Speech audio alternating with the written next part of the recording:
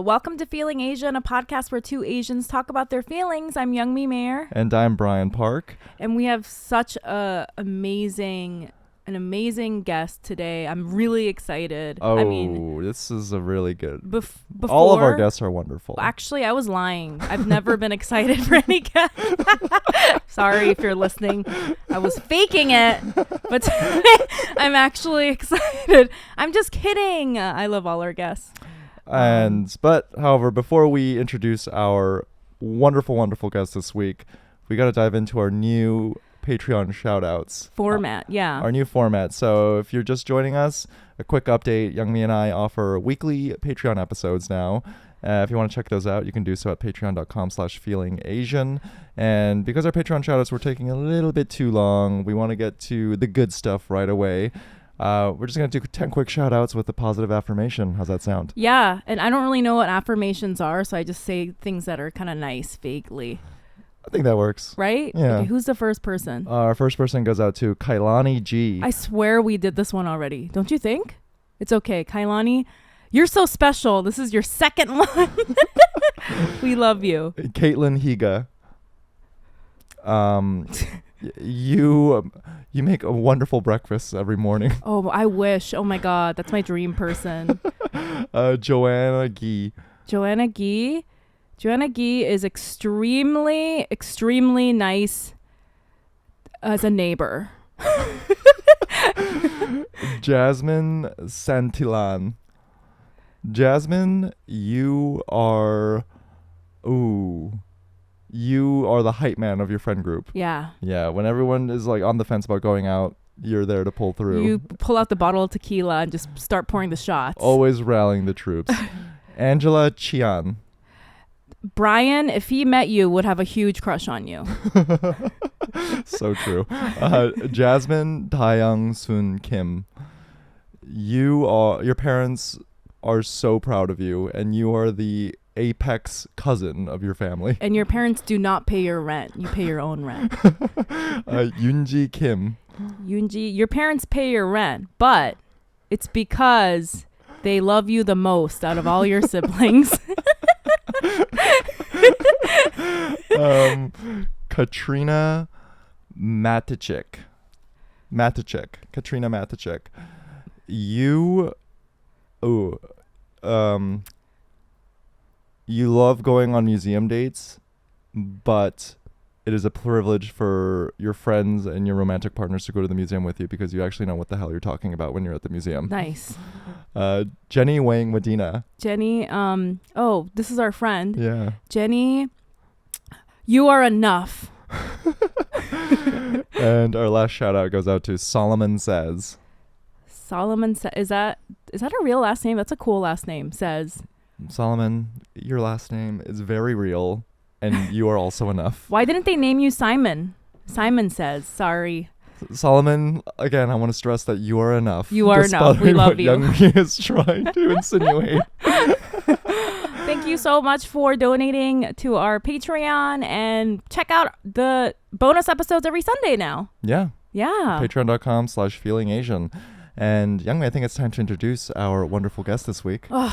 Again, I'm so excited. Right. No, listeners, you are in for a treat. First and foremost, let's reiterate, this is the only guest Youngmi has ever been excited about. I've never cared about any other guest. Listeners, please give your ears to the immensely talented writer, Alexander Chee. Thank you so much. I'm really excited to be here. Is this the only pod? I am, and I realized really? that I don't. That I need to sign up for the Patreon, which I am doing right now. Click. Wow. Really? Okay, we'll give you some time to do that, and then we'll shout you out too. I was like, oh my God, I'm not on the Patreon. And then we'll say that you are enough. I'm signing up at the chaotic baby level. Okay. Wow. You're actually doing it right now. Wow. This is exciting. This is a Feeling Asian first. If you're listening and you haven't signed up, you should do it right now too. To sign. This is wow. We should make this a new requirement for all of our guests. Before we start, Just slip it into the episode outline. right? Okay, so before we start, you must donate to our Patreon. Well, thank you so much for donating. Do you really listen to our podcast? I'm so honored. Oh yeah, it's Oh wow. I mean, I'm a fan. Wow. It makes me laugh, and it's also like, it's also interesting to me how many of my like favorite comedians get real serious on their podcasts also. Right. Like, it's not just laughs. And yeah, it just is one of those things I chicken on the regular. Wow. Yeah, that is interesting about comedians. They do get very serious, I feel like. On podcasts. I've noticed that too. I think the podcast medium lends itself to that, though. Being serious? Kind of. Yeah. You know, I could see it's that. drawn out, and listeners are there because they want to be there, so they Yeah. have more tolerance for, you know, sitting in and hearing out a whole take. Right. It doesn't have to be funny every 10 seconds or so, like in a comedy show. Right. So I want to tell you something, Alexander. I have to say that every time I mention your name, everyone that I know is like, he's my favorite writer, like every single time. And so I was like, this is like before I even knew you were going to be on the show. I feel like I would be like, oh, because I saw you on social media, and I would say something and people would be like, he's my favorite writer. And then one time, I just want to tell you the story really quick. I went to lunch with my friend, and her friend was there, and he was like, oh my God, like he was like shook to meet me. And I was like, why are you so excited to meet me? And he was like, I am the biggest fan of Alexander Chee, and he like shared your tweet once, and that's why I started following you. Like, he was excited to meet me because he was your fan and you shared my tweet. And I was like, thanks. Like, just Wow. the fact that you shared my tweet, he was like, oh my God, like he was like dying. So I was like, That is some real influence. Yeah, you have some fans. You have some real power at a mouse click away. I love my fans. Too, it's a special bunch. That's hilarious and beloved. My thanks to this person if they are listening. he's definitely listening. Are you kidding me? Right, because now it's both of us. Yeah. Well, Alexander, thank you again for joining us. And before we ask you how you're feeling, Youngmi, how are you feeling? All right. So I wanted to say this is kind of a little serious. I haven't really been talking about serious stuff recently, but I have this thing. I have like a long history of depression, and I also have like ADD, which I was diagnosed with fairly recently, and this has helped me understand this. But I have like, every time I wake up, I have like I'm so low. Like, I feel like catastrophically depressed. Like, it's just like so dark. And, I recently started taking Adderall because I think that's my friend, she also has ADD, told me that like basically if you have ADD, when you wake up, you're at like a deficit, like a dopamine deficit. And the medication really helps with that. Okay. And I have noticed that the medication has helped with that a lot. But it's not that it ever goes away. It's just that I feel it, and then I can take the medicine and it helps me like bounce out of it really quick, I guess. Yeah. But it's so dark, and I don't know. And it's been like this my entire life. You know what I mean? And like, I don't know what to do, or obviously, I don't know. I like don't want it to happen, but I have no idea what to do. But then also, we were making a joke about that funny tweet that we like there was this like viral tweet, and it said, do I have body dysmorphia or am I just correct? Like there's a part of me where I'm like, I wake up and then I'm like, some part of me I'm just like, maybe I'm rightfully depressed because everything is so horrible. Do you know what I mean? Like my brain is absorbing this information and throughout the day I'm like distracting myself from it. But maybe I'm correct. Like I should feel it's No. bad. Well, because it's like, like the coronavirus rates are crazy now. Right. And like there was this one day where I was walking around and I had this like crazy sort of anxiety attack. Like, oh, like the world is actually going to end, which sounds really dramatic, but it's like, am I correct that is actually true? Right? Like we're all like living in the end of times kind of. And so I'm like, maybe like waking up, it's like my body's sort of like understanding that. And then I'm like distracting myself with like medicating myself and like drinking coffee to like get away from that. Do you know what I mean? I don't know. That's like, I don't know if they have to be so binary though. Yeah. Because the way you react to this sort of stimuli. Yeah. It is, I feel like it's just filtered through your internal state, which is separate from what sort of outside events are occurring. Because I find that when I'm in like a particularly good headspace and I'm not depressed, even when I'm encountered with difficult situations or difficult news, I tend to have a more optimistic outlook on it than I normally would. Whereas if I'm kind of low and internally very depressed, I tend to be very cynical and very jaded. Right. And gray. But yeah. And I remember we were talking about this thing where I read this article and it said like your body isn't reacting to like the world ending. Your body is reacting to the fact that you didn't drink enough water or something. like it's just like, why am I freaking out? And then I eat something. Alexander showed me as well. Maybe I read that article also. It's like your body, like your brain can't process that kind of information. It's like, you didn't eat today. I'm like, why am I so depressed? It's like, oh, I have to just drink some water and sleep at night.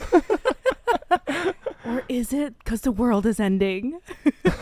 Yeah, so like, but anyway, I just wanted to bring that up because I don't have like an answer to the morning depression thing. Yeah. But it's crazy. It's like every morning I wake up like catastrophic levels of depression is like for the first solid 15 minutes of my morning. And then I like drag my carcass out of bed and take medication or drink some water, and it takes me like a solid like hour from waking up to feeling like I can make it through the day. Whoa. It's like so and it just like sometimes it gets really bad, but like recently it's been like really bad. I just want to talk about it. Oh. I'm sorry. That sounds really difficult. Yeah, it's weird. Yeah. I mean, I'm sure a lot of people go through For sure. that. I mean, my mornings, I stick by the same routine every day. Oh. Go to the bathroom at the same time, wake up at the same time, eat the same thing for breakfast, just so I don't have to think or use my brain for an hour and a half. And when things deviate from that, I tend to get flustered very easily. Like today, because you were... Yeah, because I woke up at my girlfriend's place a little later than I planned. Yeah. And that's on me. And I just slept way too late. But maybe that would be very helpful for me. Massage my brain a little bit before I activate and enter into the world. Right. And by like having a really strict routine, that helps me to do that. Maybe that would be helpful for me. I don't know. How are you feeling, Brian?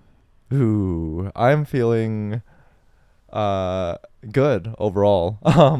This is probably the last time I'll touch on all this because the tennis nerd in me is going haywire. It's the US Open, and we have been so privileged to have the most amazing US Open tournament. By the time this episode comes out, it's going to be done. Yeah. However, in the women's final, it's two teenage girls, both 18 years old. They're both biracial, half Asian. Nice. And they're both so talented. It's electric. Like both of them just seemingly out of nowhere have like beaten all of the top players. Wow. Yeah. That's so exciting. So it's super exciting. And then on the men's side, we're about to witness history. Novak Djokovic is about to cement himself as the greatest of all time. So tennis is something I'm very passionate about. Wow. This has just been like an incredible delight to watch. But however, career-wise, things have been going well for me. Oh, I great. think I've booked a couple some voiceover work, some acting jobs, and I think this is going to touch on a little bit of what Alexander, you've written pieces on this where I'm so happy that I've booked work. Yeah. And acting is one of those pursuits where the wins are far and few between, but then when they do happen, it kind of happens all at once. Yeah. And anytime I do book something, I just feel very grateful. And that's feeling great, that feeling of gratitude, oh my gosh, I booked this thing, thank you so much. Yeah. Then it makes me feel like I shouldn't ask for more money. Do you know what I mean? I'm bad at negotiation when it happens, when that comes to play. Because you're scared. It's like they're giving you a gift and you're like, oh. Right, yeah, right. And granted, yes, the pay is, it wasn't disrespectful, but a small part of me was like, I've always been told that when it comes to negotiations, I should just float another number by. You should always ask for more. Yeah. In a corporate job, if they give you a salary, you should always push back and offer a higher number so they can meet you in the middle. But why is it that whenever it's something where it's very creative. Non-corporate, and in this case, it's an acting gig, the money is good, but I'm like, on principle, I should ask for more money, but why do I not want to? I don't want. I'm like, I don't want to be difficult, so I'm gonna sign this contract right away. Thank you so much. Well, so Alexander, you've written a lot about this topic, right? I feel like I've seen about the money for your topic. It is so complicated to, in some ways, and also it's very similar. It's very simple. I just opened a birthday card from a friend that included a little friendship bracelet that just said no on it. Oh, I love that. No, and then a heart. Because she had been over for dinner, and I was talking about how often, when I get asked to do things, I'll be thinking about everything except whether I want to do it. Right. And I recently, over the summer, there was a writing gig that I got where I was like, actually that is not enough, even though it was a dream assignment. And then I let my agents play it out, and gradually the number went up miraculously because I was not involved, where I would cave instantly. I think I always try to remember that my price, my rate, is an emotional boundary. Because if I feel like I'm not getting paid enough, I will start to hate them, and then I'll hate the work, and then I'll procrastinate, and I'll do a bad job, and then it reflects badly on me, not on them. And so I just try to think about asking for enough money as self-care. That's a really good point. That's a really great way of framing it. So yeah, that basically touches on how I've been feeling this past week, where I have some wins and some things to be grateful for, and I'm really happy about, but I want to be intelligent about how I enter this work. Because Alexander, I mean, I'm at the stage of my career that I get paid very little for anything. It's just always and that I feel that way. I'm like, fuck this thing. Now I have to do this fucking thing for what, $50? Fuck this. It makes me so angry. And I've done some, that is so true. So I'm gonna not, because you're not going to put it's just a bad all around. You're not going to get a good product out of you. You're not going to put yourself, you're resentful into it. It's just a bad foundation from the start. Oh, I love that. How are you feeling, Alexander? I'm feeling pretty good this morning. I've been traveling. I went to France and Spain for a completely debauched and decadent month of like staying up late at night, swimming in pools, and like eating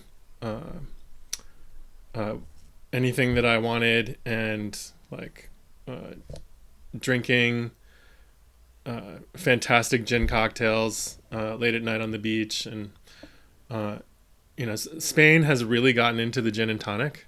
They like when you order them. even at like some kind of like beach bar in a little fishing town, they will bring you a menu that like shows the different gins and the different tonics and like how they're going to match them up for you and what goes in the glass and it's like and they give it to you in a big glass. It's not like you don't get like a little skinny tall boy like you do in the US with like a lime on the top. It's like, here's a red wine goblet full of gin and a small bottle of tonic. Enjoy, And I'm like, oh, who told you guys about me? But thank you. How do you know? Oh my God, I love Spain so much. Oh, yeah. It's so great. I'm so jealous.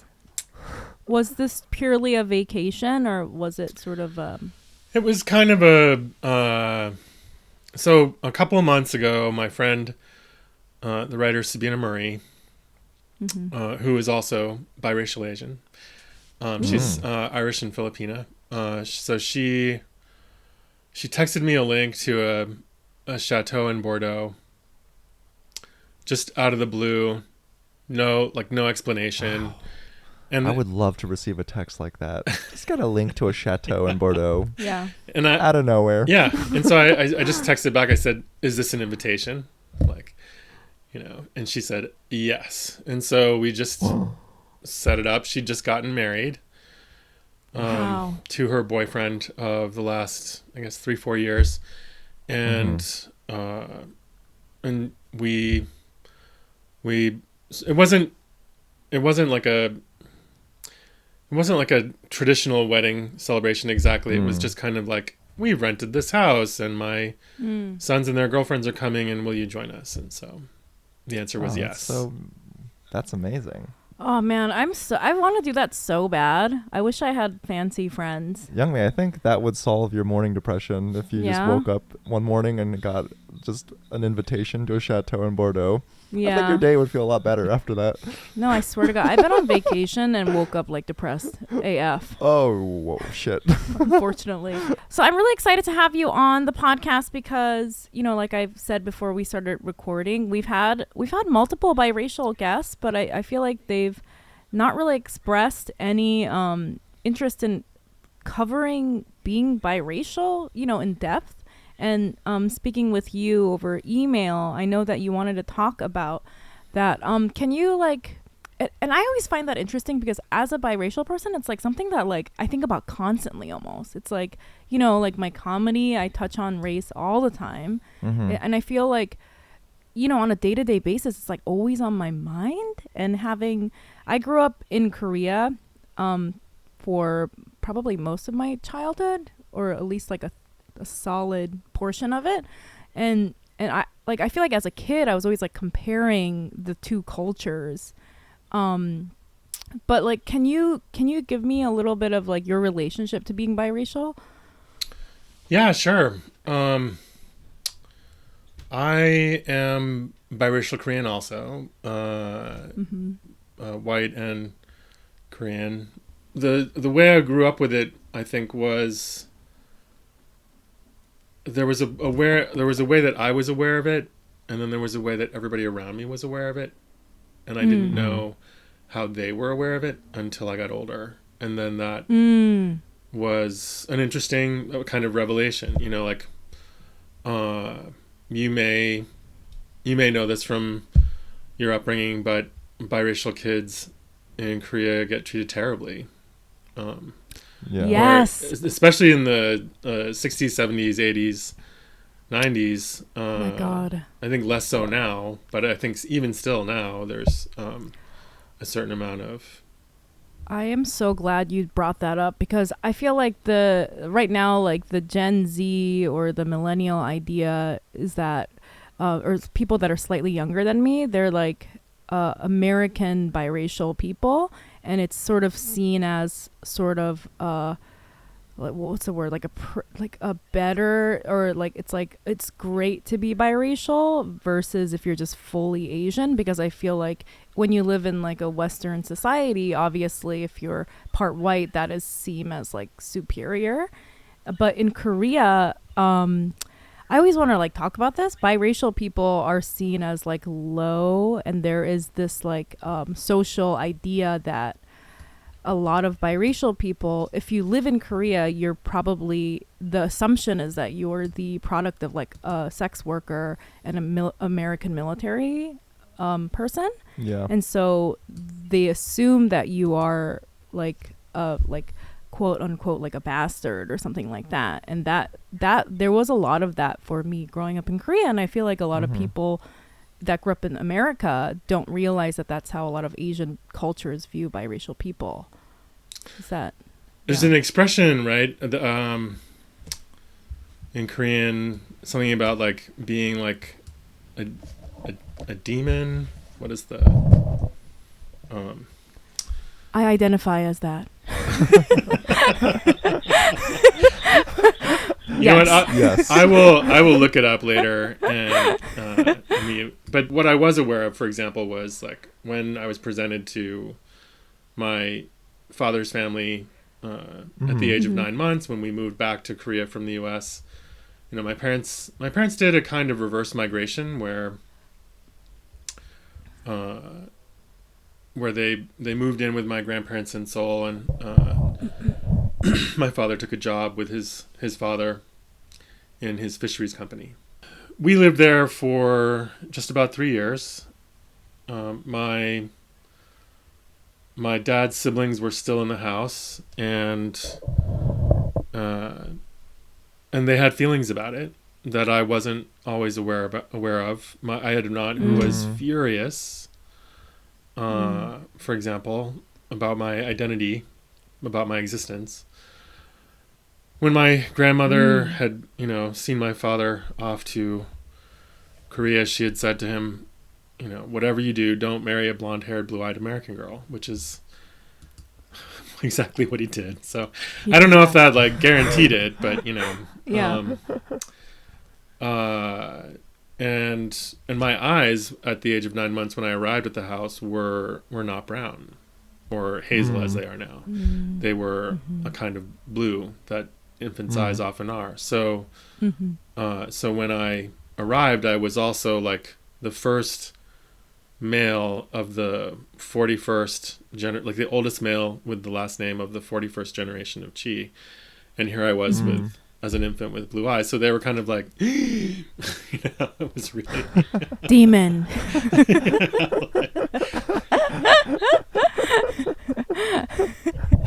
And then you may appreciate this, like, my first words in Korean as a little baby were, like my mom and dad are in a car traveling somewhere, and I'm on my mom's lap, and she hears me just say out of the blue, like, "Obi mechu." She was Obi mekju. And I'd seen like an advertisement like that we were passing, Oh my and God. just said it. So my first Korean words, "Obi mechu." Obi mekju means Obi beer, in case anyone listening doesn't know. It's a delicious brand of light, refreshing beer, I would say. Yes.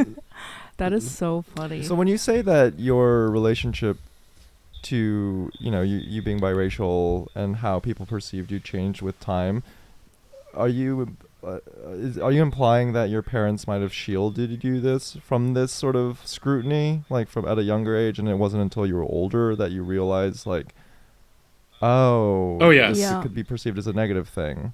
Certainly. I think I wasn't aware of the reaction in my dad's family, for example. I wasn't also aware that obviously I was a very small child, but they were very concerned that I might get kidnapped. Because in the 60s in Korea, if you were a biracial child, no one was going to look for you if you went missing. Oh my gosh. Like, or at least that was the assumption on the part of people who would engage in a certain kind of I guess we call it child trafficking now, but Wow, rough. and so that was an interesting thing to learn. That was my grandparents' thinking. It wasn't like that was part of their concern about the security in the household. Right. And they were a wealthy family, so they could afford things like drivers and bodyguards and maids and and they deployed them in keeping me looked after, Right. Well, I'm really glad that you brought up this topic. I wasn't expecting you to actually bring it up. Because, like I said, it's just like such an unknown part, I think, for most Americans, and even Asian Americans, I think, listening right now will probably be surprised, a lot of them, to hear this aspect of being biracial and, coming from a culture that's very homogenous like Korea. And, there's other East Asian countries that are like this, and it being seen as a bad thing. And it's like something that I've actually really wanted to touch on for a while. And I'm really glad that you brought it up. But can I ask you just a little bit off the topic? Because I saw that you also lived in Guam for a portion of your life. How did you end up in Guam? So my father as a part of working for his father, he was engaged in a series of international fisheries projects. So there was like a skipjack tuna operation that he was putting together out there, and also in truck. So I remember some of my first memories as a kid are of like living in a trailer on the island of Truk and trying to put my brother in the trundle bed, That is so interesting. I really liked this. It's funny now that I have friends with kids who do this, but I was one of those kids who liked to just disappear, to just kind of so my mom and my brother would be at the beach, and I would kind of spy on them from a hiding place, and my mother tried to stay calm. She was like, obviously he's been kidnapped. Yeah, well, I just want to bring that up because I don't know. I think I did tell you that I grew up for a portion of my childhood on Saipan. Yeah. So it's so interesting that we have so many similarities, I feel like. Yeah. Did you, I mean, for me, Guam was like a paradise as like a 4 or 5-year-old kid. It's where I went to kindergarten. It's where I learned to sing Kumbaya. It was...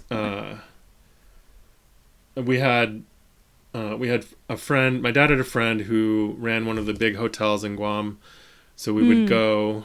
And since my mom was like this beautiful, statuesque blonde woman in a bikini, like nobody at the hotel staff was mad about her being by the pool with me.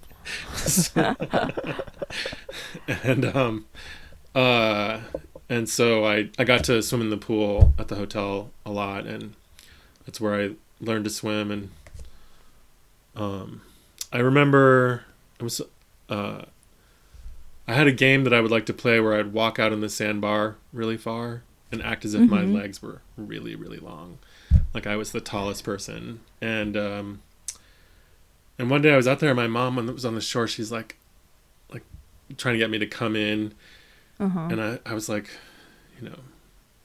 whatever. And then suddenly I see this outrigger canoe going by, and these Guamanians are like rowing like this, and one of them is in the front with a harpoon, and like a shadow goes through the water, and it was a manta that they were chasing. This really beautiful manta. Whoa. That they pulled up onto the beach. But yeah, I was like, oh, okay, that's what Mom wanted me in for. So there are lots of memories like that, or like, the Vietnam War was still going on at that point, and I remember when the pilots got home safe in our apartment building, there were Air Force pilots who lived in our building. They would slap all of the buzzers in the building to tell us that they got home. So So Oh, wow. What a romantic I know. childhood. Your life is filled with so much vivid and romantic imagery, Poetic. like Yeah. gin and tonics on a Spanish beach. Meanwhile, my childhood memories are like freaking staying up late and watching porn on my dad's computer and getting it Ryan, filled with viruses. Your childhood is valid. Yeah, my my memories of Saipan are like my classmate giving me a wedgie, and so like I don't have any beautiful memories. Like I remember there were like turtles or something. I don't remember. I blocked out all the nice stuff. I guess one other thing I wanted to talk about being biracial, especially part white. I guess I don't know. Obviously, I'm not sure exactly how your parents met, but what I grapple with a lot is that I am sort of a direct result of colonialism, and this like sort of history of how white people interacted with the rest of the world that is kind of harmful. I think especially if you're a biracial person listening to this, even if you're not part Korean, if you're part white and something else, like that's sort of how that interaction came about for most of us is like there is a lot of violence in the history of that. Even when I said that, even though my story is not this, the assumption that a lot of Koreans think that, just being biracial, they assume I'm like the product of a sex worker who, and a military person, which is like a sort of like a harmful way. I don't know how to put this correctly, but even I have a lot of friends that are biracial, and a lot of them are their mothers are way younger, and they were sort of like this it's kind of derogatory, but like a mail order bride for a much older white man, or there's like all these like complicated ways that these relationships happen. What are your can I ask like maybe your personal family history and how they got together, and like how much of that has to do plays in that role? Sure. I mean, excuse me. I love my parents' story. It's a very romantic comedy kind of story where my dad was living in the same apartment building as my mom.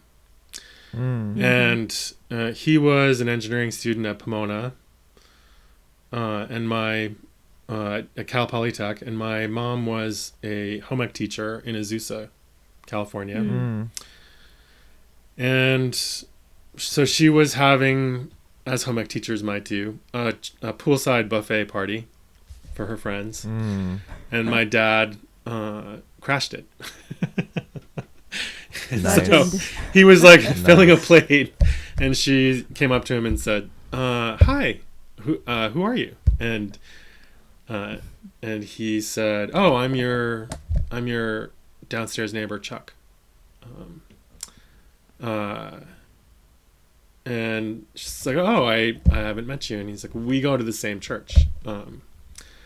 She's like, "I've never seen you there." And he's like, "Oh, I usually arrive late and sit in the back." And the funny thing to me about this meeting is that my dad never really went to church when I was growing up. Legend. Like only on the holidays, like he would consent to that. So I'm not 100% sure that it was a scam, but his next sentence was like, "Can I give you a lift? The next time?" And my mom said yes, and I don't know why she would have said yes to somebody who was like, "Oh yeah, I usually arrive late." But anyway,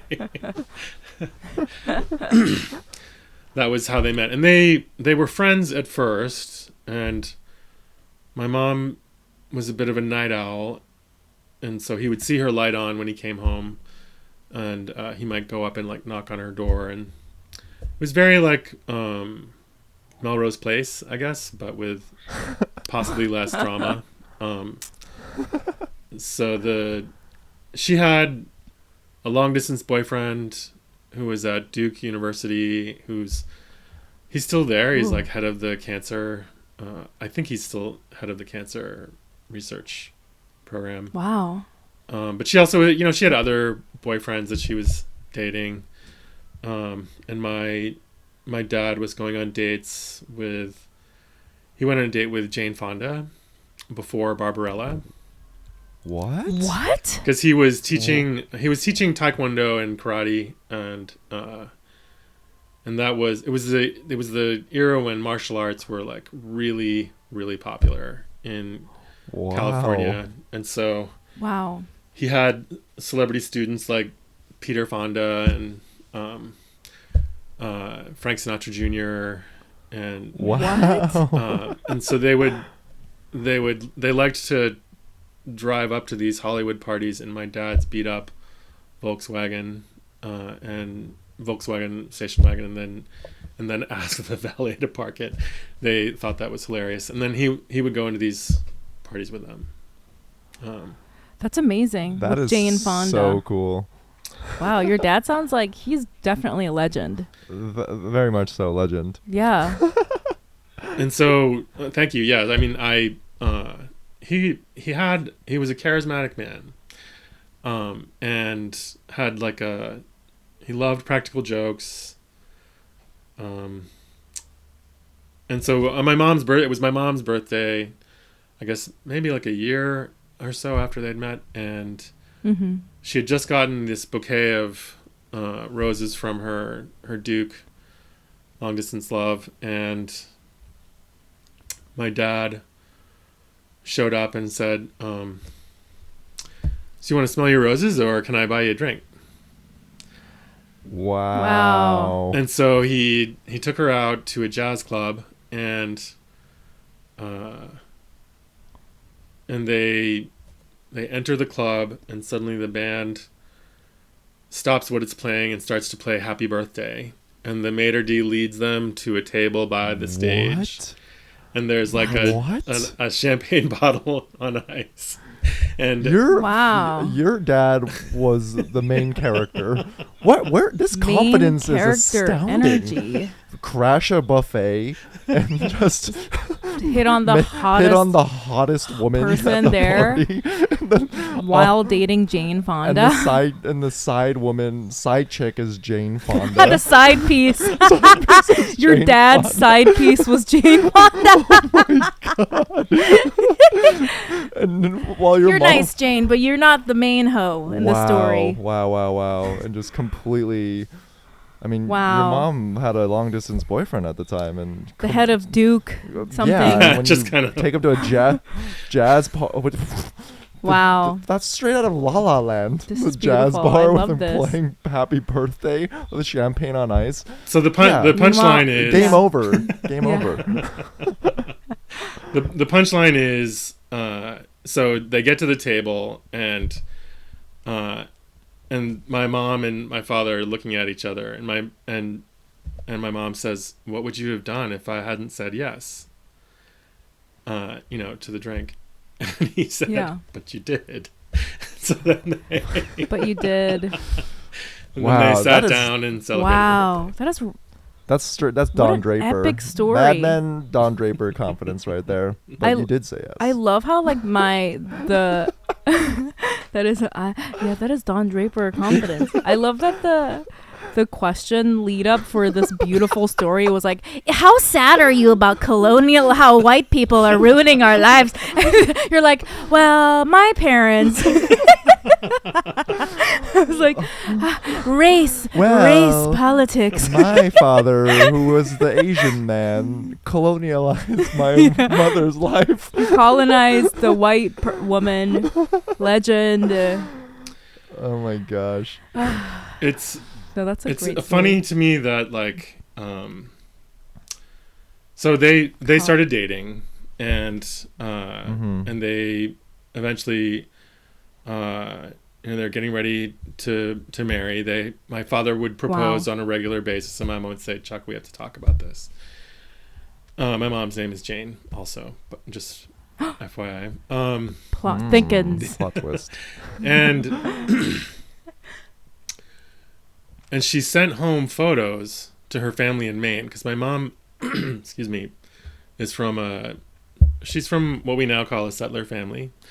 They are, first family is another expression for it in terms of like first white people to come and settle and colonize the U.S. Here we go. Yeah. So Wow. Here, this is the tea I was looking Wow. for. So the whitest of the white in Maine. Mayflowers. The Mayflowers. The first in Maine. they are on a farm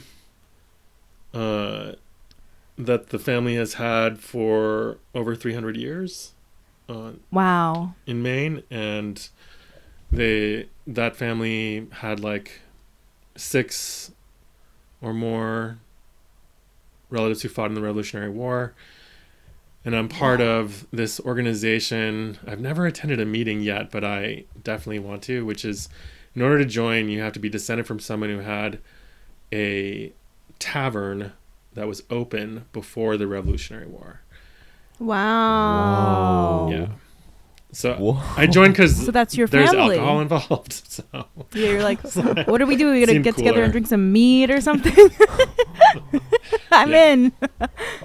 That's amazing. Yeah, fuck Skull and Bones and Quill and Dagger. I want to Yeah. be part of this Tavern tavern before crew. the Revolutionary War secret society. So that's she brought him home. They didn't realize he Yeah. was Korean until he got there. For some reason, the photos didn't register. It was You black know, and white. You're like, oh, hello. But he had also done Well, this very Korean thing of bringing a present for every member of the family. Wow. And Wow. and that won over pretty much all of them, you know. I wrote about him for GQ earlier this year, and I'm going to put this in the chat just so you can see because they used some of my favorite photos of him. Just got to go on the record here and say that we're going to post a photo onto the Instagram, but On the YouTube. young me, this is extremely your type. Wow. I Calling me out. We got people in Bushwick, Brooklyn, dressing the way your father did, but he was the real deal in Texas. But Oh, gee. you like these guys who are posing like Alexander's father in Bushwick, Brooklyn. Oh, gee. Yeah, I think That's so amazing. you know it's important to think about our relationship to settler colonialism and to Yeah. but I think, you know, most Asian Americans are here because of wars that the United States fought. Like Right. either because those wars destroyed the Yeah. economies of their country, or because they came in part because of like, you know, the way that they worked with American soldiers and sort of won quote unquote this this ticket to the U.S. Yeah. And so I don't think it's something, though, like we're responsible to it in the sense that it's on us to be aware of it, and to allow that to inform how we participate in it politically, you know, like the solidarity we keep with different groups like Native Americans, Right. other Asian Americans, you know, Black and Latinx folks. It's all something for us to weigh, like, who are we going to side with and why in this or that political scenario. Alexander, I want to shift gears a little bit, and that is, you know, you're a writer, and you have referred to this creative pursuit as productively disappointing your parents. Yeah. How does it feel? Right, and you know, how does it feel now that you're more established, and I've guessed You're just obtained successful. it. You are it. You are an established writer now. Yes, and I have tenure at Dartmouth College, which, you know, if you're a Korean American, tenure at an Ivy League school as an academic is like one of those things that your family will brag about. That you did it. You did it.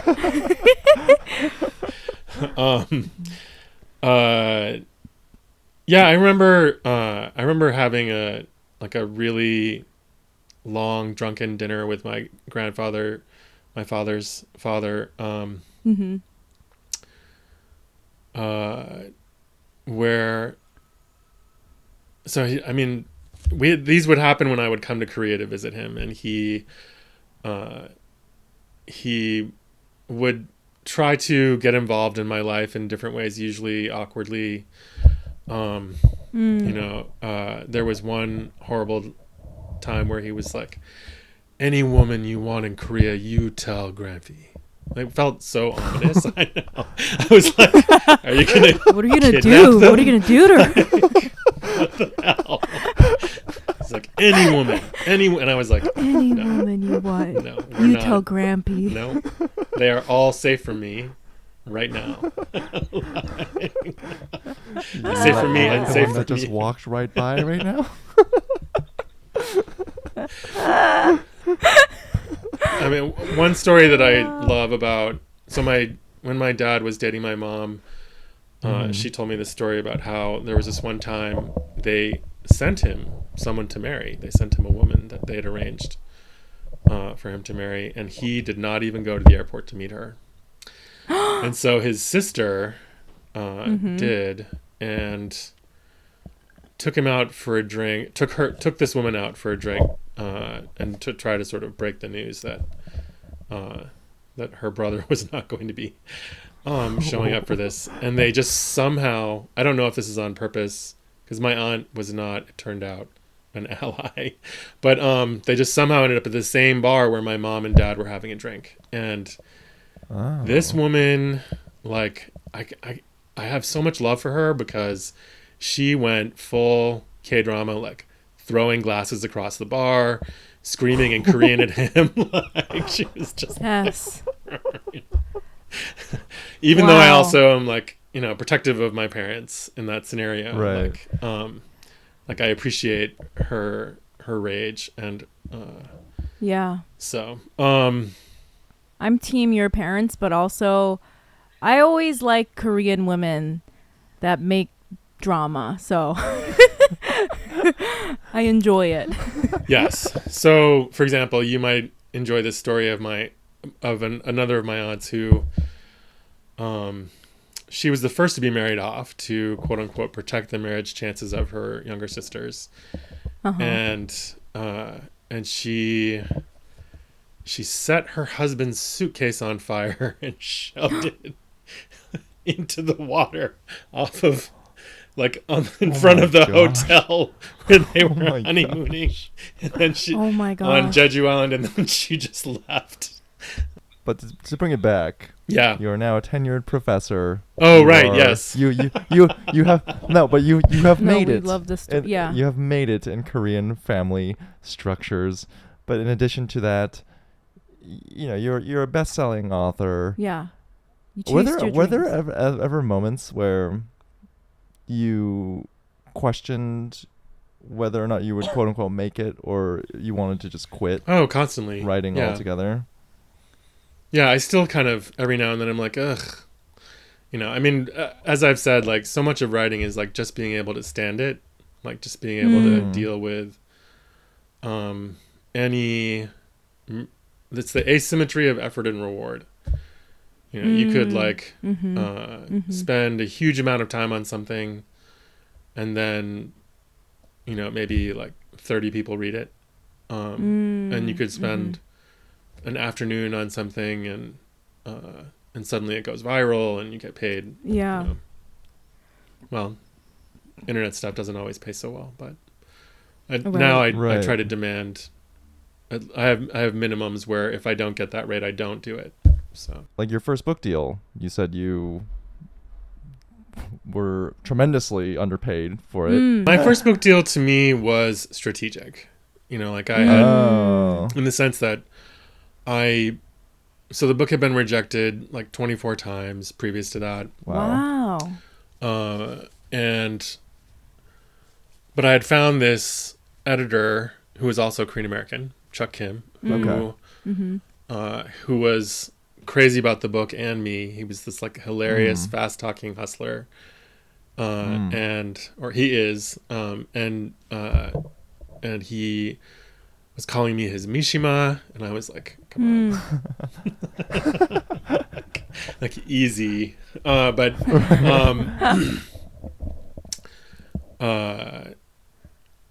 he made a lot happen for my career. So much of artistic success, I think, is about finding those people who will say those kinds of extravagant things about you to other people, not just to you, you know, and who just believe passionately in what you've done. And so after all of these kind of confusing and or enraging experiences that I had with the novel getting rejected, to find somebody who was like, if I can't publish this book, I'm quitting my job. I was like, all right, we're going to work this out. Yeah. Okay. So getting a book published meant that I was also able to get paid more as a teacher, you know, and I could apply for tenure line positions. I could get speakers fees. I could get a better fee for writing something. It became a cumulative effort. So like, while I did only get $6,000 for the hardcover rights, the next year the paperback rights sold for I think it was $45,000 at the time. Wow. And so in just a year, I had made more money for those efforts because of his excitement. And Picador, who bought the rights, had turned the book down in hardcover. You know, and the editor there was like, "Oh, you know, I just feel like I let something precious slip through my fingers," and I was like, "I know." That must be such a delicious feeling. I know. Come groveling back, yes. I think 11 of the houses who bid on the paperback rights had turned it down previously. So, wow. So I was like, "All right. Well. Nice to see you again." I think I should say it's so funny. Oh yeah, sorry. But yeah, it's when people were like, "What's your second book?" I was like, "You want me to do this again?" And I just really was like very burned out. And you go in with all these illusions, and then the illusions are shattered, and the reality emerges, and then you get to take stock on like, do I want to do this again? Other people, I think that's something that a lot of people don't talk about in relationship to book publishing or artistic endeavors in generally, is that is that level of self-questioning, because some people decide, no, it's not worth it, I won't do it again. But we don't often hear about them because they don't publish another book, Right. It's just a very raw feeling of throwing your little heart out there on the streets. It's just raw feeling. I mean, obviously I've never written a book, but just me just doing any sort of performance thing, it's just it's my little heart out there on the streets. You're trampling all over it. I just want to say, I think it's really funny about like the Asian parents, stereotype or idea that if you're doing something creative, it's like a disappointment. But then it's like, but your aunt set a suitcase on fire and threw it into the ocean during her honeymoon. That's okay. We're okay with that. But you want to become a writer? No. What the hell are you talking about? It's funny because they're such our like Asian parents are such humans, and so then they're like, you have to be a professor, but I didn't pick up this woman from the airport that my dad wanted me to marry, and she threw things at me. It's like, yeah, it's funny. I think in Korea, it's actually like a really esteemed thing to be a poet. Like, right. But it's just that nobody expects you to make any money off of it. So when I told my grandfather about it, for example, he was like, he laughed and he was like, he's like, you'll be very happy but very poor. He says this to me like as we're sitting at his table with china, and he's got his glass of whiskey is standing beside him. No, yeah, it was actually a diabetes nurse who would inject him with insulin so that he could drink alcohol. Like every sip of whiskey. On this topic, the last thing I want to ask is, we have a lot of creatives who listen to the podcast, and do you have any advice that you find yourself repeating to your students, or maybe something that you came to later on in your career that you wish you had known, like early on in your creative career? I think so the industry has changed a great deal since I was starting out, and I try to keep that in mind and to try to revisit the advice I give on a regular basis, so that I'm not like some out of touch professor who's like, well, in the 90s we used Courier, like and it's really good. I think some of the early advice I got that still stands, that I still often give, is that nonfiction pays better than fiction, although I think that's changing a little bit, but I think partly because there was the emergence of the internet essay that paid like $150 and still does, or or there's also like there's many fewer places to publish short fiction that pay than there used to be, but I think some of that is recuperating, thankfully.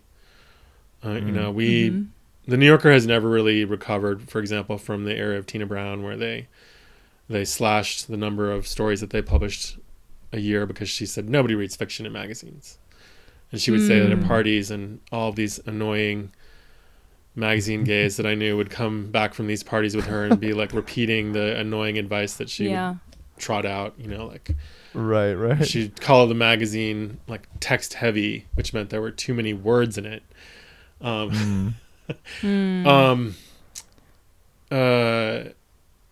Anyway, the stuff that I advise now is more, I try to think through things. Like, I have so many students who are struggling with how to write about trauma, how to write about racial trauma, how to write about the environment, and yet who will also turn in stories that are just like about really average white people. And none of the stuff Fiction that they care stories. about is in the story, and so I'm dealing with people who think that writing fiction is about, they don't even know that they think this, but they're performing it. They're performing the act of writing fiction as an allegiance to a status quo, instead of actually writing a story that they want to write. And so as I negotiate them out of that, I hear things from them like, why do I have to write about, my identity? Publishing only wants racial trauma for me. And that's a very uneven landscape to think about, because, like, on the one hand, I can understand having anxieties about like becoming some sort of prop for a certain kind of liberal guilt. I can also say that if we don't write about those things, then we are effectively censoring ourselves. It's just that we shouldn't only write about those things, right? Like, and so I think of like, Ocean Vuong's recent book tour. He ran it kind of as like a teach-in, where like every event he was basically like speaking pretty much directly to Asian American writers and Asian writers, and talking about, being willing to be inconceivable, being willing to be like so much more than even what you imagine now, but just having that willingness to do that. And so I think that is where you can find the heart to do all these things that you may have to do later is to just to protect that willingness in yourself, to have it and then to protect it. That's really interesting. Brian, do you want to plug in your computer before we ask the last question? No, I think we're good. Okay. Yeah. Well, that's like great advice. Also, that reminds me, I always bring this up like every episode, but that reminds me of like our reason for starting this podcast too, you know, like we had this fear as comedians that this, I think we were even doing it. We were like editing out our comedy because we were scared that people wouldn't get it or something like that. Maybe that's like something that's going on with your students, you know, like writing about like this white family, because like I can't be too like specific about what I'm going through because people won't be able to consume it.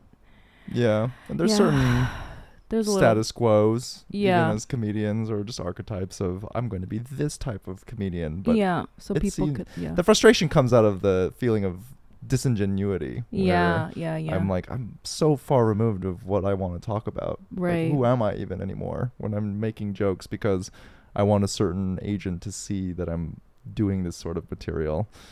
But I think, I think the advice you gave is tremendously helpful, and it serves as a good reminder of just stay true to who you are and just remain authentic. And it's good to, I mean, it seems very basic, but I feel like it's really good to hear and remind yourself of that. Thank you. I think, you know, especially in Young Me, you may experience this also, I don't know, but like even just trying to talk about biracial stuff, for example, feels almost too complicated to introduce into a story. But that's the truth of so many people's lives now, more even than when I started out, and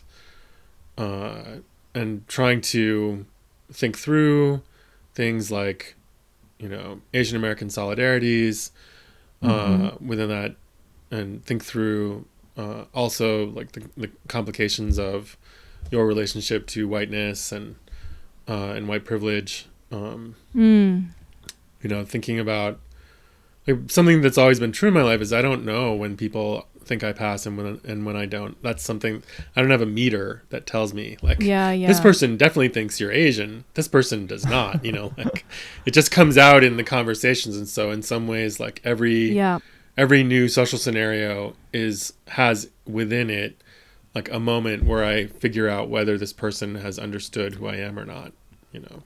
I'm so glad you said that, because I was going to say earlier when what you were saying before in the very like beginning, where you were like, oh, how I see myself is, and how other people see me, there's like, you know, there's like, it's different. And as a biracial person, you're right. Like every interaction, somebody will randomly be like, I thought you were white. And I'm like, they thought I was only white.